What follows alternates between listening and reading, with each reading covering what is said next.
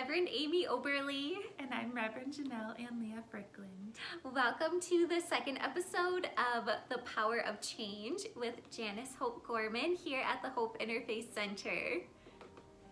We would hug you, but we can't. So we're gonna namaste you. Namaste. Namaste, and welcome to the Hope Interfaith Center. For those of you that don't know about the Hope Interfaith Center or have never been here, it's a beautiful center for spiritual living that Reverend Janice Hope Gorman created out of her basement, and it has grown into one of the most beautiful sanctuaries in Mankato and in southern Minnesota.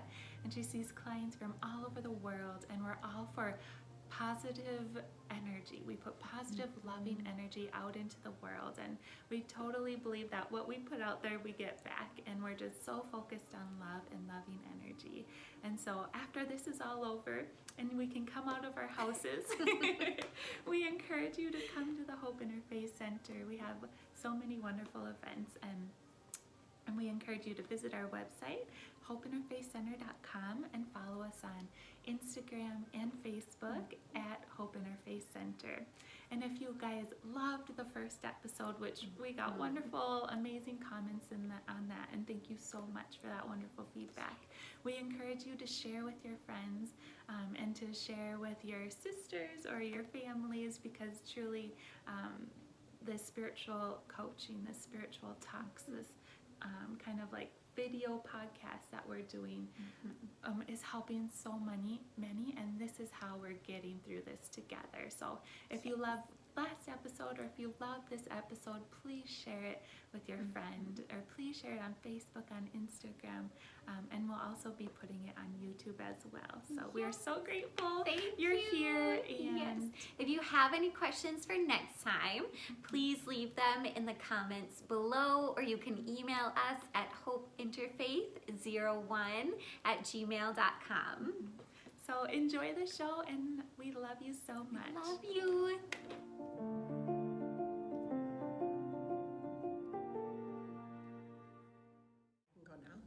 Happy St. Patrick's Day, everyone. I have something fabulous to read to you. It was given to me by my best friend, Penny Tower. And the reason why I'm reading this today is because her name is Kitty O'Meara, M-E-A-R-A, who wrote this. And I thought it was so delicious and so wonderful at this time.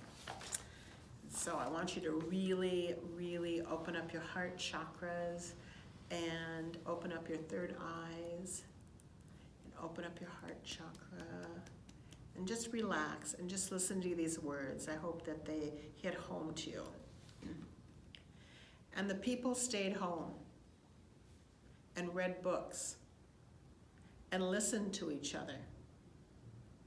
And some of them rested, and some of them exercised and did art projects and played games and called up old friends and learned new ways of being, and they were still.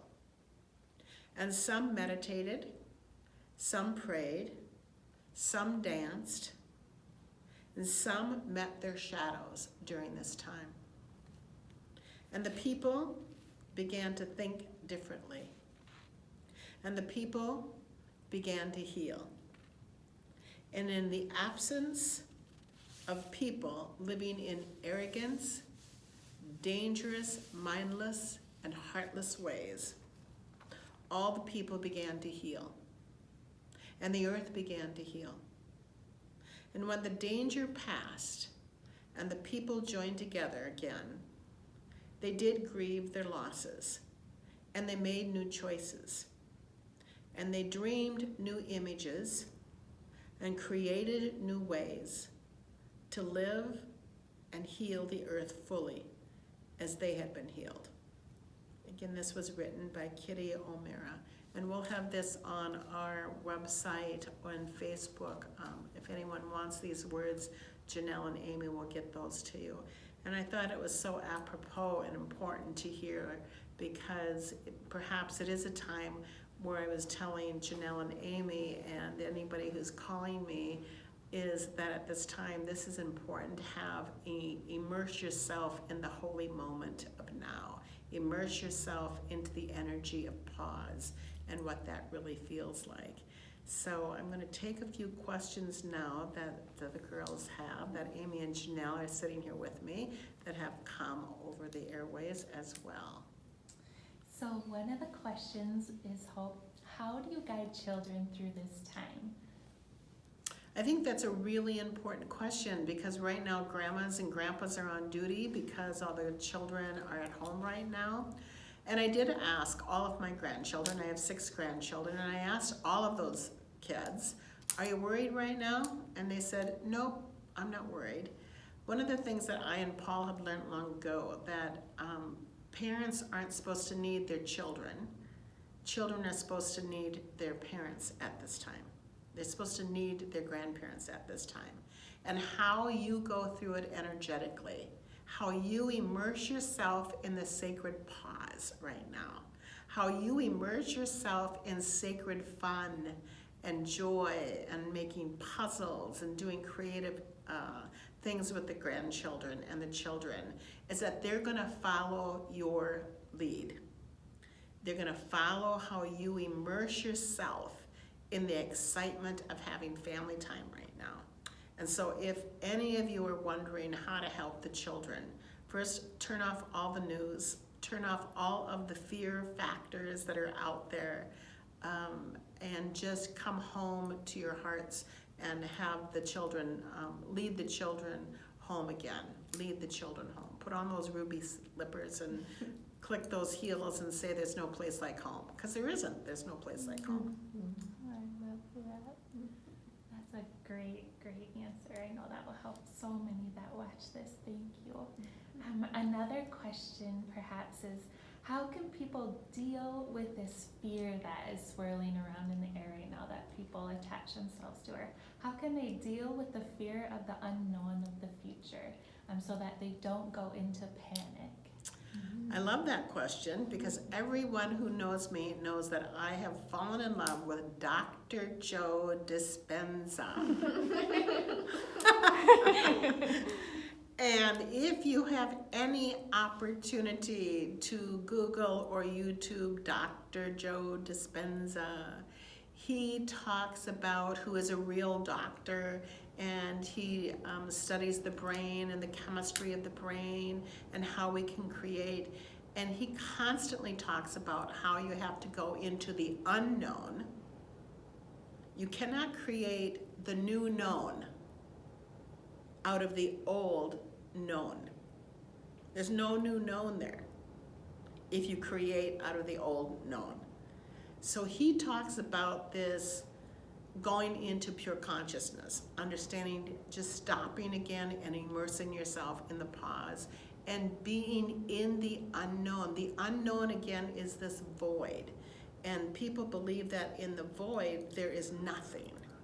So if we take a look at all the great artists, if we take a look at all of the great innovations, if we take a look at all of the singers like Gaga and all of those beautiful people, is that they will talk about moving into this spot of immersing themselves into the unknown. That's what the pause is into the unknown. It's energy, energy, energy. And from the unknown, we will have innovations. We will have ideas. We will have those dreams of which she talks about, Kitty O'Meara talks about. You will have new images and new ideas and new dreams that you can create. And so there is nothing to fear about the unknown. I would fear, if I'm gonna fear, it's about the known. And then you move out of that. You move out of that, because we're in this delicious moment of recreation right now. I'm excited right now. I'm very excited. That's exciting. Oh, and then one of our favorite things to ask is, what has Spirit been saying?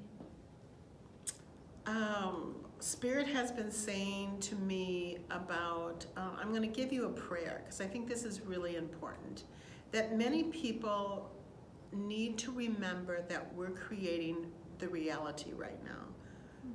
People gulp and think, what do you mean I'm not creating this reality? But last time we talked about that wherever your mind goes and that wherever your ideas go, the energetic field flows and you create a reality. So, and this was a prayer that was given to me. And the prayer is this that I would tell everybody to do, is that right now in this spot, if I said, I forgive myself and I forgive everyone else who have created a limited reality. I am ready now, and I pray that everybody else is ready now, to create a new, brilliant, broad spectrum of a holy reality, of an expansive reality. I'm going to say that like once again, because if you really, really put your heart and soul into it and think about that, Spirit will say, we created this limited reality.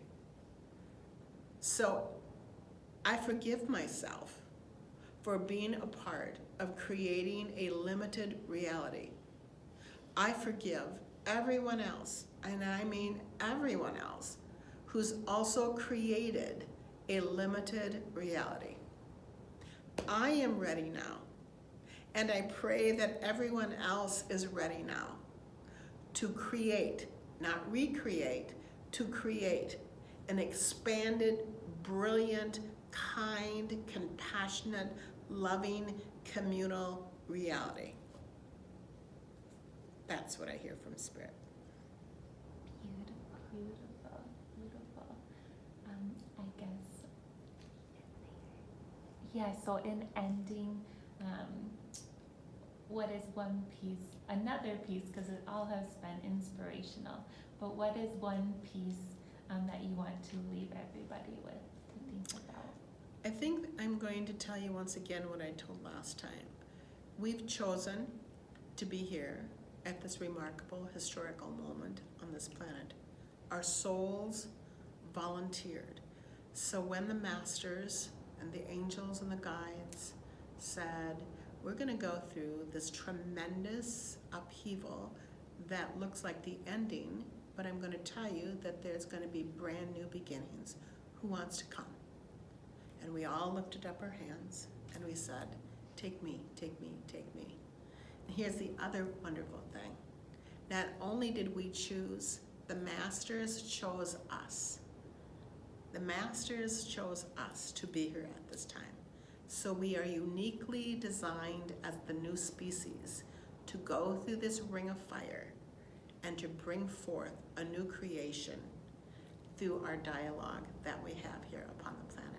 So I wish you well, everyone. Happy St. Patty's Day, and sit still and live differently and choose differently during this time. We're going to make this together as a community. God bless you all.